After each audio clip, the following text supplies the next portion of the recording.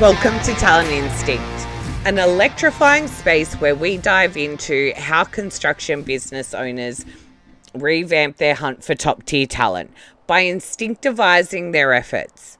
It's time to spice up relying on systems and processes and discover prime insights on how to smartly apply their most important aspect, their instinct, as well as intellect, to pinpoint individuals who don't just fit in, but flourish.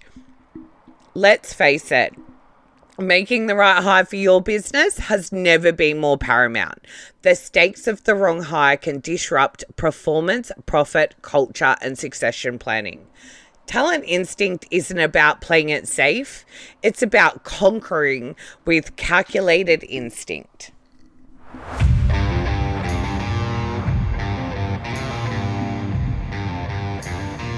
Welcome, guys. I'm going to talk to you today about undercutting and what it's doing to the industry and costs of labour, especially because I've been seeing it a lot in the recruitment industry where people are coming in and, I don't actually understand how they're doing it. So if I do the calculations on what people should be getting paid and the minimum fair work rate even, I can't work out for the life of me how people are actually making the calculations.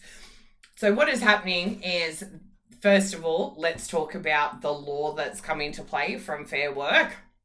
So the law now is that as a labour hire company, any labour hire company is now to pay the same rate as the client is paying their workers for the same, the same work that they're doing. So there's no longer in the industry where people can be really cheeky as recruiters and come in, and as long as they're paying the Fair Work award, that's legal. None of that anymore. You have to pay workers the same pay rate. I have been doing it since I started recruitment. I don't know why people don't do it. The reason being that when you don't pay people the same rate, if they end up wanting a job with the company and they're not being paid the same amount, then they obviously get really annoyed. The other thing is that they all talk on site. We all know this. Everybody knows that everybody, talks about their salary or their hourly wage and wants to know that they're getting as fair and right. We live in a world where everybody is more educated, more aware, wants to know that they're being treated fair and properly, and they make sure that they have the information on their, fingertips to go and be able to do that. Again, I have been doing this from the beginning of time. It's always been where I ask the client what they're paying their staff and then, send them rates accordingly.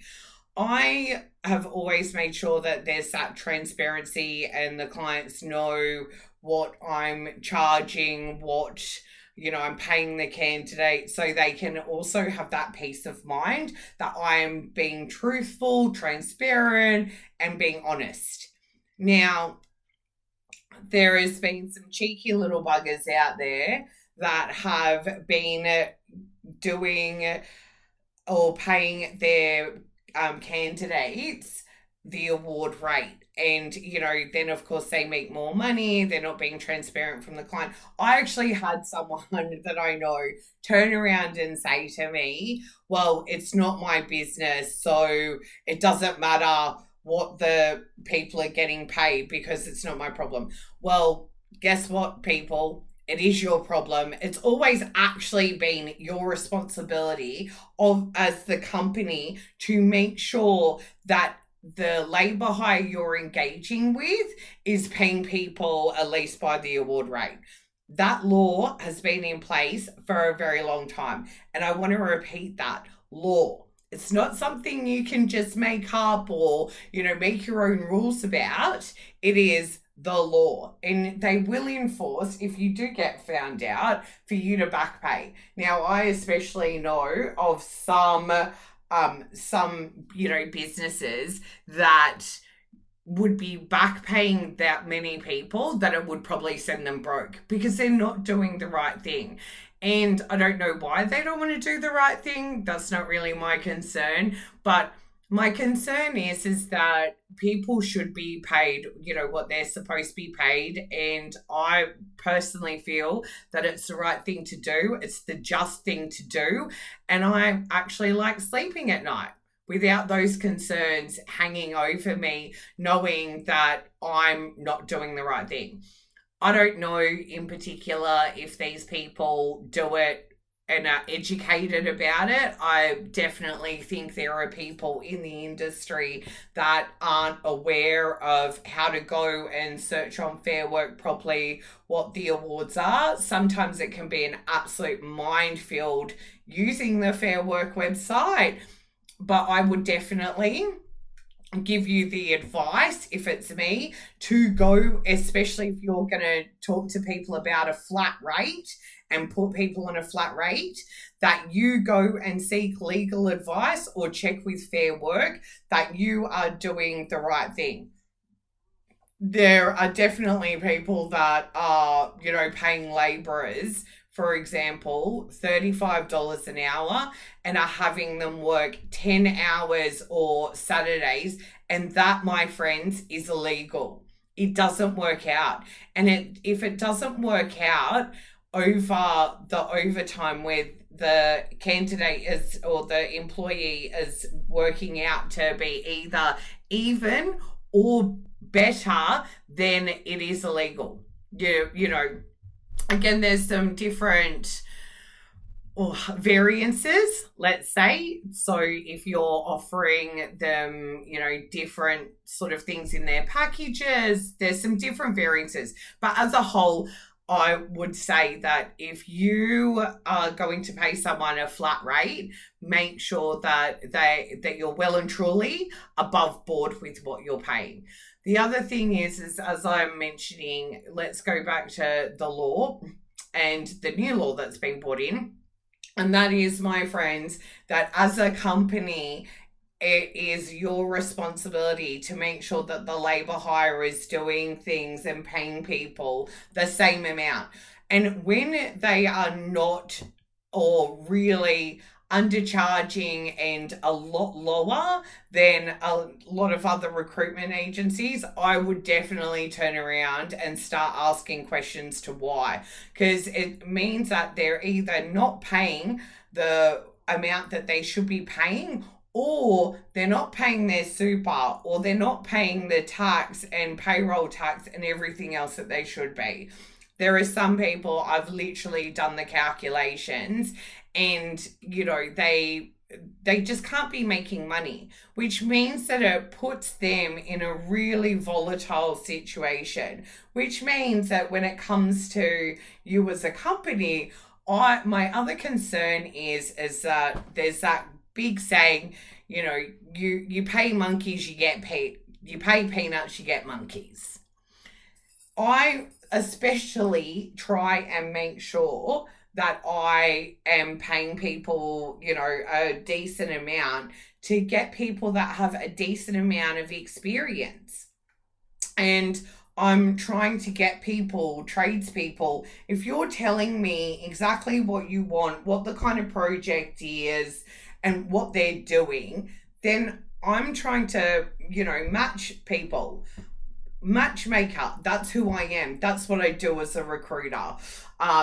We joke I'm the human matchmaker. This is why, because I want to make sure that I have a high standard of what I'm trying to, give you guys.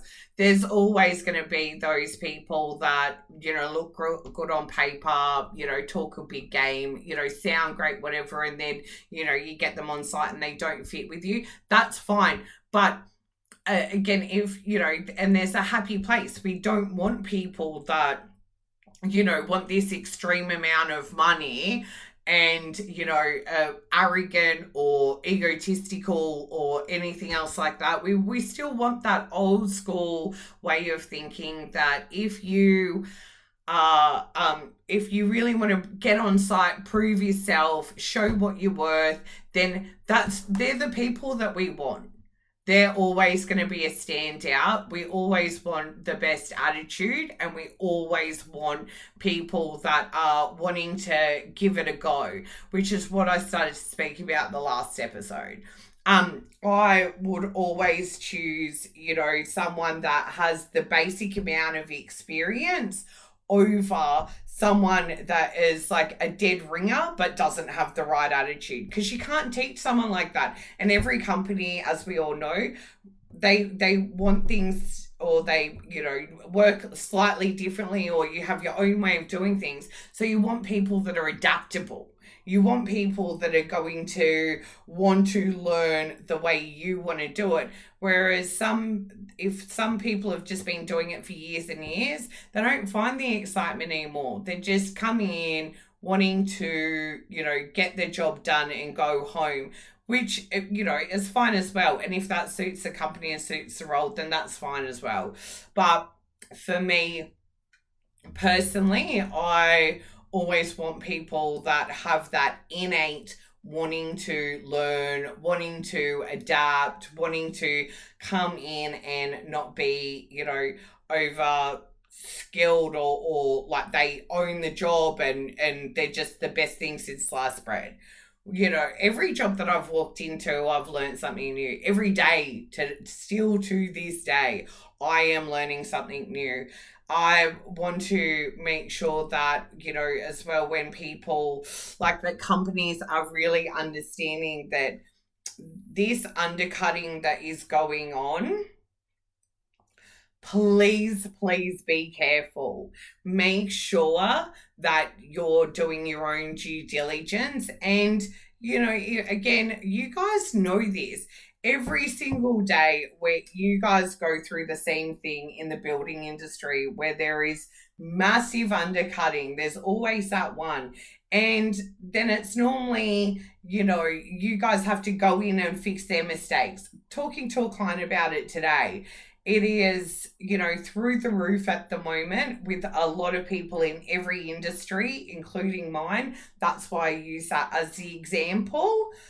And it's really important that we make sure that we are doing the best that we can, the way that we can. Something that was also said in a Q&A that I went to the other day with Scott Hutchinson was, he even said that one of the big things with, construction is that if you only, I'm not doing verbatim here, this is how I took it, but if you are having teams of people and you're growing astronomically and you're not having the skill set there, then it actually takes more time to finish the job, which means then you end up losing money. So it is really important when you're engaging again with a recruiter or someone to help you with your labor, that one, they know what the industry is and they've got the experience. I can only talk for myself. I have spent the last 8 years, or, it's actually more, but just doing in recruitment, working in construction. I know safety. I know what most of the jobs are include, or I can sit there and say, okay, well, that's the skill set you need. This person will have a transferable skill set. They'll be able to, do that sort of work. You need to make sure that, again, if you're going to work with someone and engage with a labor hire company, that they actually know what they're talking about. That's how you're going to get the best talent. That's what you want. That's what you need, because it turns into dollars, or it turns into time and turns into dollars, because they are going to make sure that they provide you with good, solid workers. And that's the most important thing.